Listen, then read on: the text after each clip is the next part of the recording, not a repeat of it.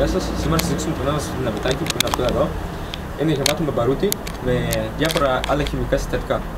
Τώρα περιμένουμε να στεγνώσει αυτή η ειδική κόλλα και μετά πάμε να δούμε πώς θα σκάσει. Είναι αρκετό πάχος, δείτε το. Ναι. Και είναι τόσο μάκρος. Αρκετό πάνω. Ύψος. Οκ. Τέτοιο. Πάμε σε λίγο να δούμε που θα στεγνώσει η κόλλα, να δούμε πώς θα σκάσει. Χαμογέλα στην κάμερα. Γεια σας. Την ώρα που στέλνουν η κόλλα του δυναμίκι μας, αποφασίσαμε να βάλουμε ένα καπάκι από παλιό άρωμα, έτσι απλά για ομορφιά. Να αυτό εδώ, είναι το φες μου. Να αυτό εδώ είναι, δείτε το. Αυτό εδώ. Έτσι για ομορφιά είναι. Λοιπόν, και τώρα ήρθε το τέλος για να δούμε το αποτέλεσμα.